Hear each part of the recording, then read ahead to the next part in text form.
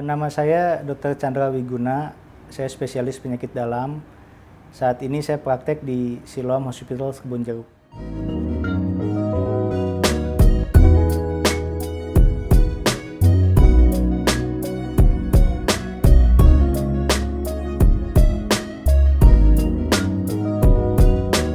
Penyakit penyerta atau kalau bahasa bakunya adalah komorbid, itu adalah suatu penyakit atau kadang-kadang kondisi, jadi tidak mesti penyakit, yang sudah ada pada seseorang tersebut ketika dia mengalami suatu penyakit yang lainnya yang baru, misalnya COVID. Nah, konsekuensi daripada adanya komorbid ini adalah penanganan penyakitnya menjadi lebih kompleks, sehingga satu, biaya kesehatan akan menjadi lebih tinggi. Kemudian yang kedua, waktu perawatan bisa menjadi lebih lama. Dan yang ketiga, bahkan sampai harapan untuk bisa baik juga menjadi lebih kecil. Dengan kata lain, risiko untuk mengalami perburukan sampai maaf kata kematian juga menjadi lebih besar. Itu konsekuensi dari adanya komorbid. Demikian. Contoh komorbid itu apa? Nah, kalau bicara soal COVID-19, jadi memang saat ini sudah diketahui ada beberapa komorbid atau penyakit penyerta tadi yang memperberat kondisi penyakitnya. Jadi COVID-19 itu kan penyebabnya virus corona. Secara alamiah sebetulnya virus itu sifatnya self-limiting disease, artinya dia bisa hilang dengan sendirinya tanpa obat. Tetapi dalam perjalanannya ada beberapa orang yang mengalami fase kritis, yang mengalami perburukan gejala sampai maaf kata meninggal. Nah, orang-orang yang lebih berisiko mengalami perburukan gejala sampai meninggal ini, itu ternyata diketahui memiliki komorbid.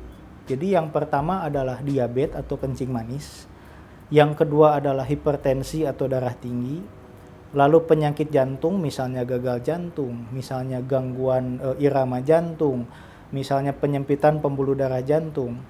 Lalu selanjutnya adalah penyakit paru, misalnya TBC, asma. Kemudian yang terakhir adalah gangguan fungsi ginjal.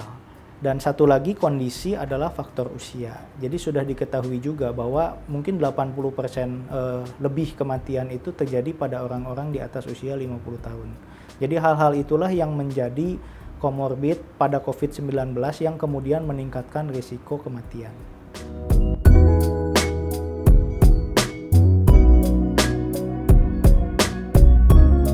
Penelitian tentang COVID-19 ini masih berjalan terus.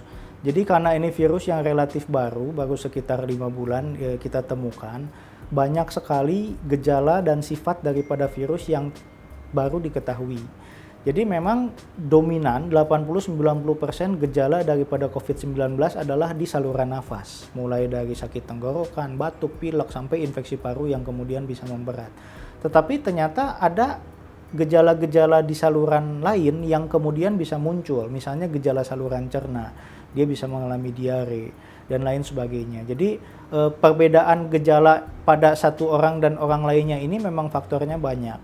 Mulai dari orang itu sendiri, faktor usia tadi pengaruh, ada tidaknya komorbid.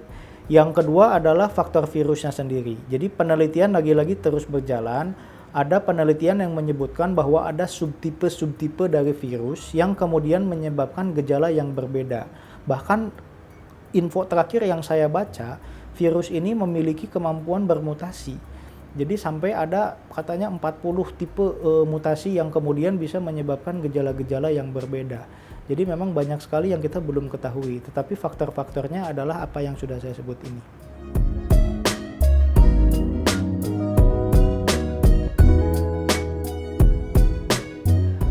Tanpa adanya infeksi seperti COVID-19 saat ini pun, penyakit-penyakit yang tadi saya sebutkan, penyakit penyerta atau komorbid, itu kan rata-rata sifatnya kronis, artinya menahun.